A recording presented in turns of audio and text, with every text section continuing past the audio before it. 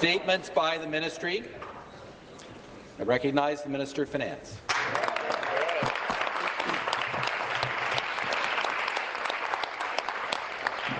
Premier. Mr. Speaker, it is our honour to present the 2018 Ontario Economic Outlook and Fiscal Review, or more succinctly, today our government is proud to deliver the next steps in our plan for the people.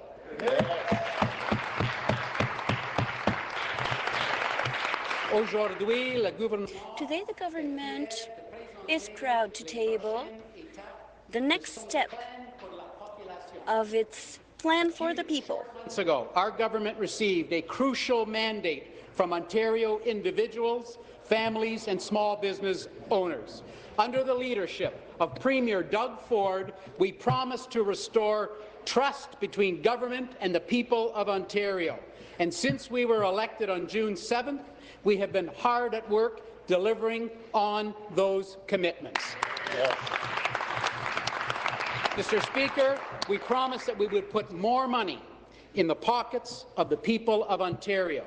And today, we are pleased to say, promise made, promise kept.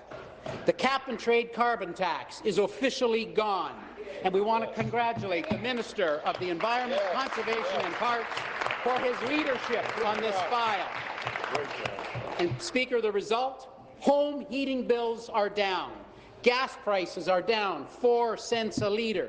The average family is already saving $260 per year in gasoline, natural gas, and other costs. Yes. In addition, and Speaker, this is huge, $308 million in Liberal tax hikes on individuals, families, and businesses are being stopped dead in their tracks today. We will not be mirroring the federal government's attack on small business either, and I'm referring to passive income.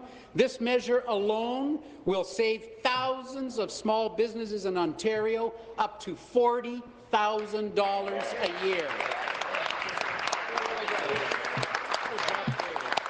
Mr. Speaker, we promised we would clean up the mess at Hydro. Once again, the verdict is clear. Promise made, promise kept. The era of hydro insiders pocketing millions while family hydro bills rose significantly has come to an end.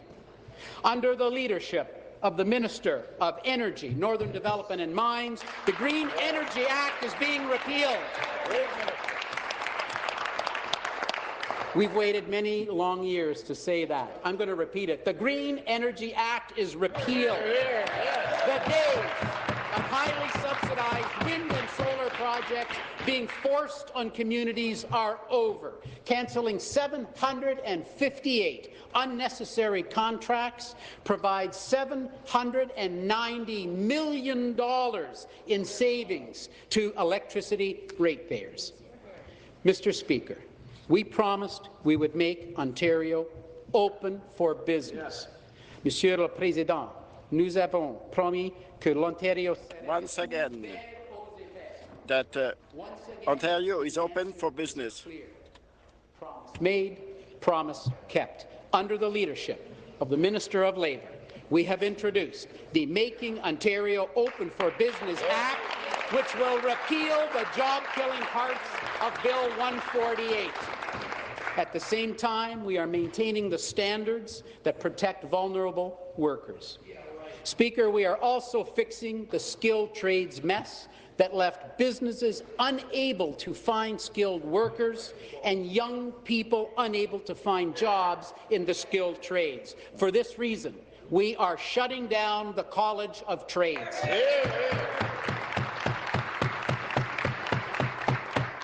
Mr. Speaker, we promised we would put an end to hallway health care. On behalf of the Minister of Health and Long-Term Care, we are proud to once again report progress is being made, promise kept.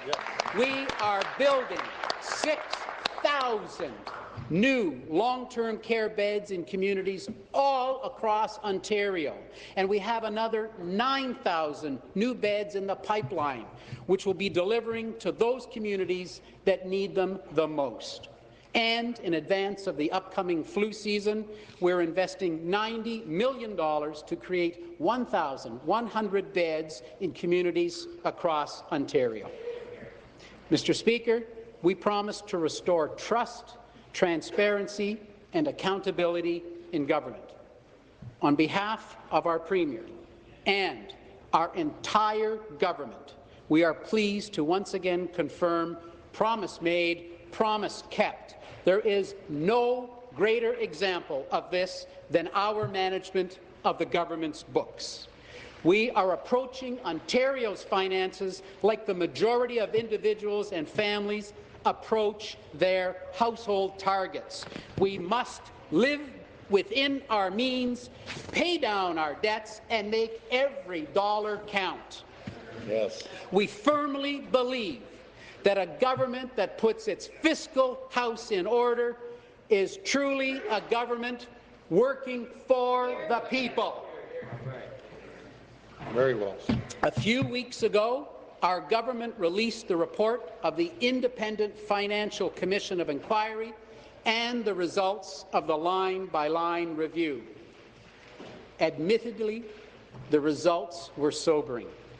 Our government inherited a $15 billion deficit from the previous Liberal government, a staggering amount of money. 15 years of reckless spending and mismanagement by the previous Liberal government left our province extremely vulnerable to the next economic downturn, and that was irresponsible. It's this type of thinking that produces a crippling debt that, left unchecked, would devastate hospitals, schools, and the social safety net. Worse still, the previous government went to great lengths to shield the magnitude of their problem. First, they tried to mask their structural deficit using one-time revenues. Second, they used off-book accounting to make the deficit appear lower than it actually was. Finally, when those didn't work, they made a conscious decision to run billions of dollars in deficits with no credible plan back to balance. Considering this record, I think all of us, the members of this House, owe both the Auditor General and the Independent Financial Commission of Inquiry a debt of gratitude for ensuring these abuses were brought to the public's attention. Yes.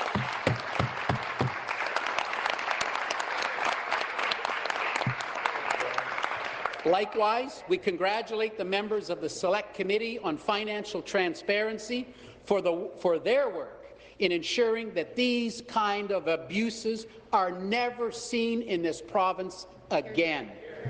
To further improve legislative accountability, our government is proposing to undertake measures to expand the scope and mandate of both the Auditor General and the Ontario Ombudsman.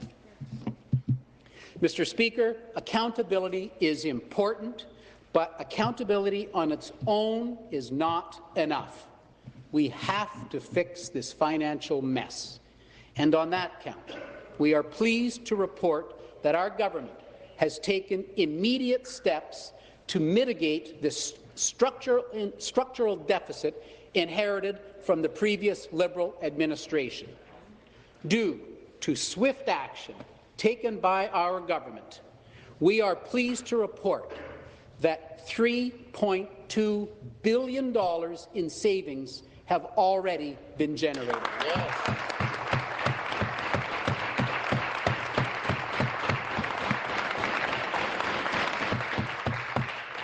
But even better, Speaker, we have acted immediately and are delivering $2.7 billion in tax relief for Ontario families, individuals, and businesses.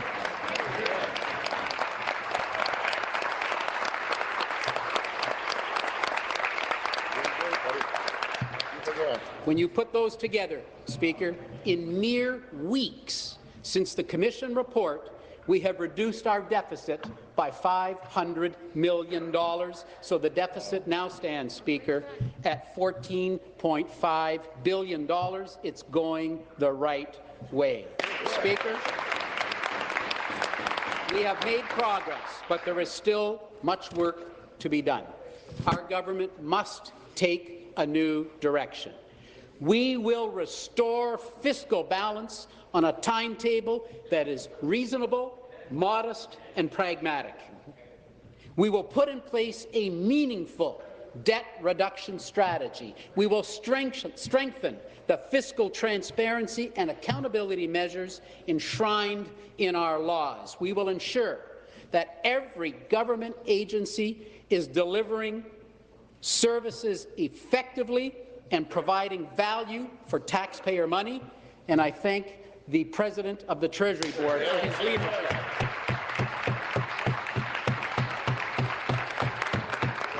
Whether it's something as straightforward as removing the telephone landlines and fax machines from our government offices, or something as significant as focusing OHIP Plus on the kids who actually need it, the opportunity to rethink government is immense.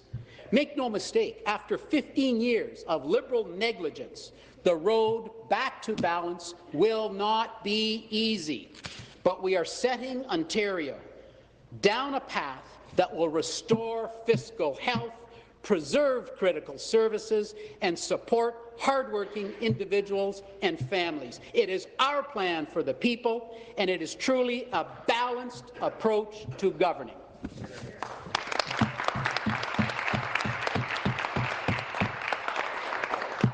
Mr. Speaker, our government's position is non-negotiable. We are committed to making life more affordable for individuals and families and putting more money back into their pockets so they can get ahead. And nobody in Ontario deserves a tax break more than low-income workers. Personne d'autre en Ontario. This is why no one else deserves a tax break more than low-income workers. We are proud to stand here today and announce that our government is introducing a new low-income individuals and families tax credit, or LIFT for short. It is one of the most generous tax cuts for low-income workers in a generation, Speaker. It will benefit 1.1 million workers.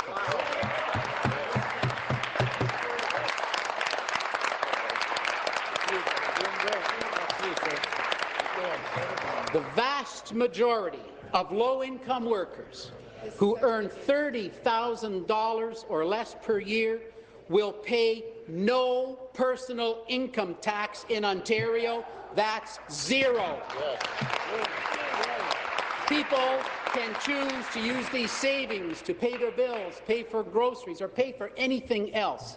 And we invite the opposition, if they believe likewise, to vote with us in favour of the bill that we just tabled.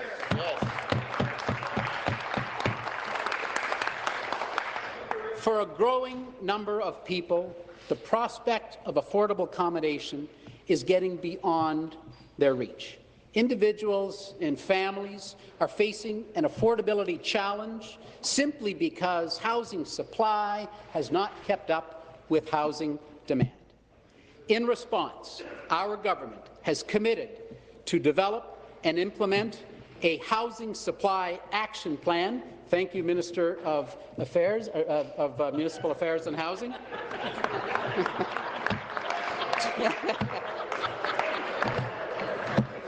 Thank you to the Minister of Municipal Affairs and Housing.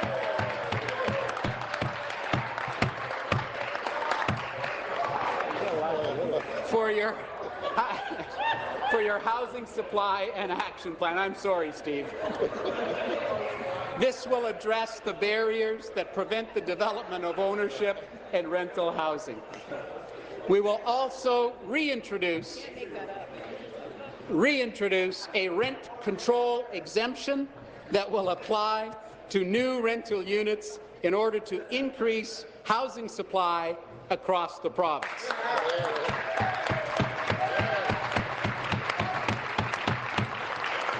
To be clear, rent control will remain in place for existing tenants. Mr. Speaker, you're still chuckling. Got to have a little levity on these days. Mr. Speaker, in order to pay for the services we all cherish, we need a stronger balance sheet and a stronger economy. We must create an environment where anyone can start a business, grow a business, and create jobs right here in our province. Yes. Earlier, we touched on the proposed Making Ontario Open for Business Act. Now, here are some of the next steps. And it starts with red tape. You know, it's outrageous that Ontario is currently burdened with approximately 331 statutes and more than 380,000 regulatory requirements, while British Columbia somehow manages to get by with less than half of that. So, the Minister of Economic Development, Job Creation and Trade is currently heading an effort to cut red tape across the entire government. He's well on his way, we're all well on our way, and we will further reduce red tape for businesses by 25% by the year 2022. Mr. Speaker, prosperity must reach every corner of our province, and that includes communities in rural and northern Ontario. We will work with private sector partners to expand natural gas and broadband networks to even more rural and remote communities, and we will finally develop the Ring of Fire. No more platitudes, no more delays. Instead, our government will work directly with our First Nation partners in order to realize the long-awaited benefits. We're also moving forward with our resource revenue sharing agreements to create a win-win situation for northern towns and Indigenous communities and mining, forestry and aggregate companies. Mr. Speaker, our government has decided it will not stand in the way of any project that would transport oil from Western Canada to Ontario or Canada's East Coast. We are pleased to announce that Ontario will lead by example. In order to further national interest, we will unilaterally relinquish our veto over new pipeline construction within our borders. It's time we work together as part of one great nation and get the pipelines built. Get them built. Get them built.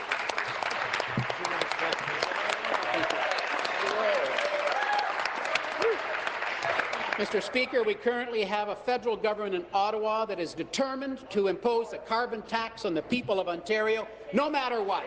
It does not matter how many concerns Prime Minister Trudeau hears from seniors, families and small businesses. He is determined to make the people of Ontario pay.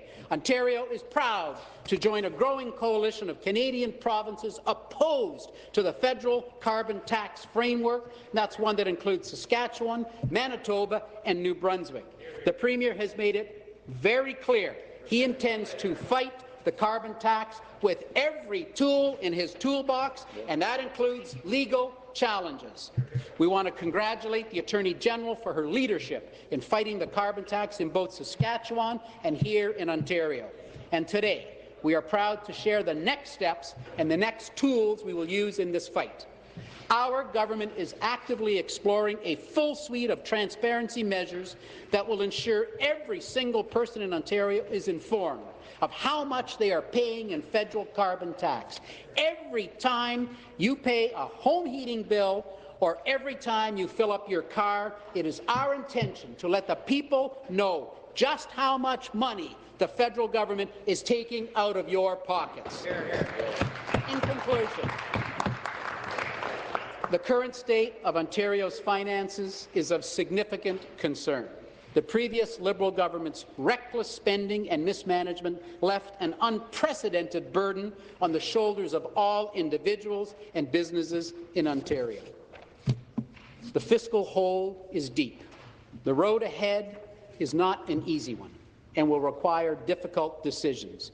Everyone across the province will be required to make sacrifices without exception. However, Speaker, this is also an opportunity to embrace reform and transform how government serves the people. Our path forward is clear, and that is why it is important to maintain our resolve to pursue fiscal discipline and ultimately restore our books to balance. We gladly tighten our own belts now, knowing it will provide this generation and future ones with the secure, prosperous future they deserve. Nous vous assurons que notre gouvernement n'oubliera jamais qu'il se bat ici entre. We can assure you that our government will never forget what we're fighting for within these four walls. Who we are fighting for within these four walls. It is and always will be